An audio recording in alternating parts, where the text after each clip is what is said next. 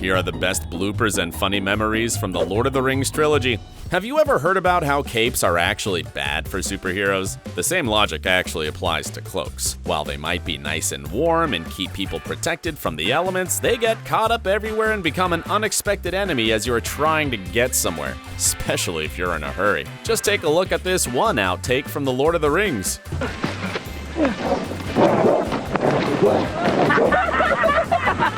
Sheesh. If that had made it into the movie, this whole trilogy could have been much shorter, since Sauron would have definitely caught the heroes thanks to the tree branches.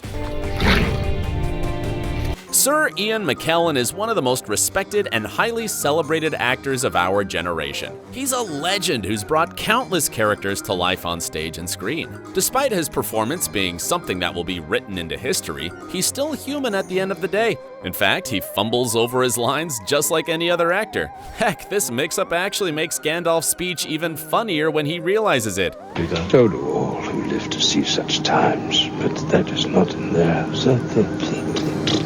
Don't know about you, but we definitely like to see a cut of Lord of the Rings where it's just made up of bloopers and outtakes.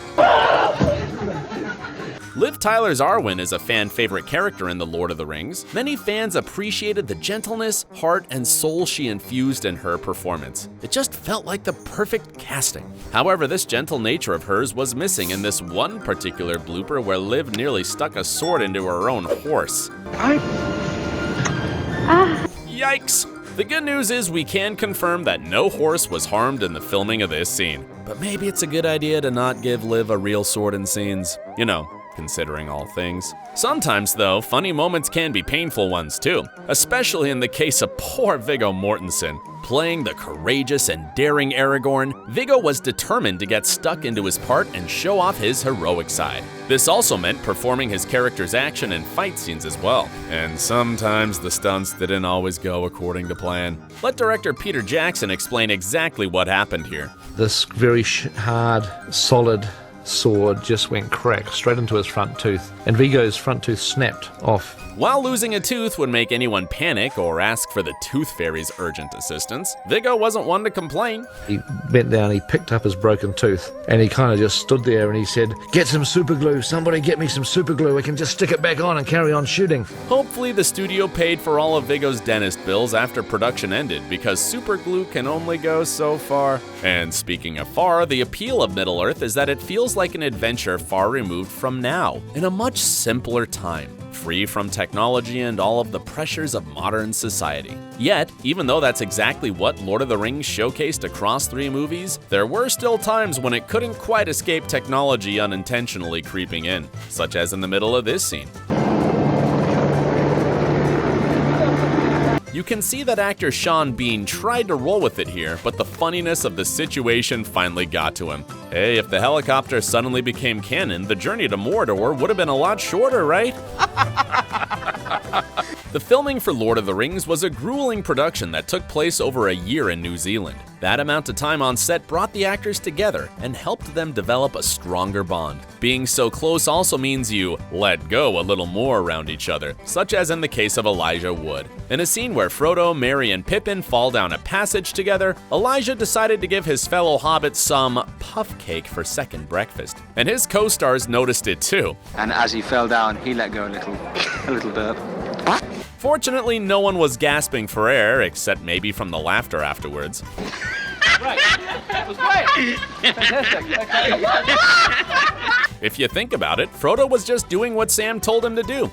Just let it go! Talking about camaraderie and laughing at the other's expense, the cast wasn't afraid to make fun of each other either. In the beginning of production, Orlando Bloom fell off his horse and broke his rib. While he left the set that day to get treatment, he was back at it the next day. Though that didn't stop his castmates from making fun of him and what happened. This is what Dominic Monaghan said Orlando sounded like on set. My lungs are hurting, I feel like my pancreas has been split, I think my spleen has been ostracized. And you just know that Elijah was was gonna get in on the laughs too. And oh babes, it hurts and I can't ride the horse, and now babes. Despite all the laughter at his expense, Orlando found the funny side of it too. Whinging? Oh, really? Moral of the story, don't ever let your friends see you fall off a horse because they'll never let you forget it. It was painful. It was very painful. Watching Andy Serkis doing the motion capture for Gollum can be funny and impressive at the same time. While the strange movements he does to get in character look hilarious, it's still remarkable how he was able to convince everyone with his performance. Though there was a time when it wasn't just his movements that were funny, but something else that he did in a scene with Frodo and Sam. Just see what happens here. And Sean Astin like that, and I pulled his wig clean off. Actor Sean Astin did not look impressed by what happened here. Maybe he wasn't in the mood to film another take. Whichever way, it's still funny to see his wig get yanked off here. But you know what else is side-splittingly hilarious? The fact that Andy can still pull off the Gollum voice whenever he wants to, or someone asks. While appearing on the Graham Norton show, he was asked to bring out the voice of everyone's favorite ring stealer. Needless to say, Andy delivered on the spot. Well, my precious, it's time for music, isn't it? No, it's not. Shut your face. You have to wonder, though, if Andy phones up his friends sometimes and pretends to be Gollum just to get a laugh out of him. We know that we would.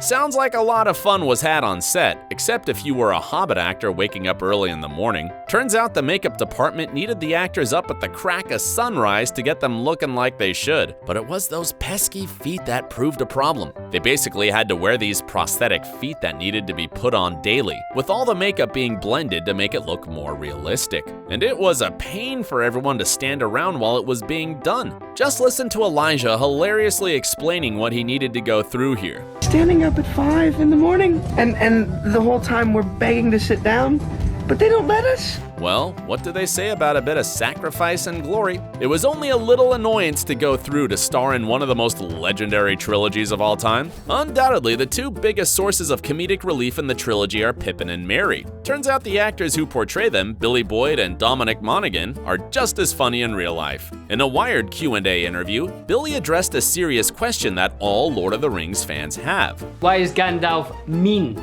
to Pippin?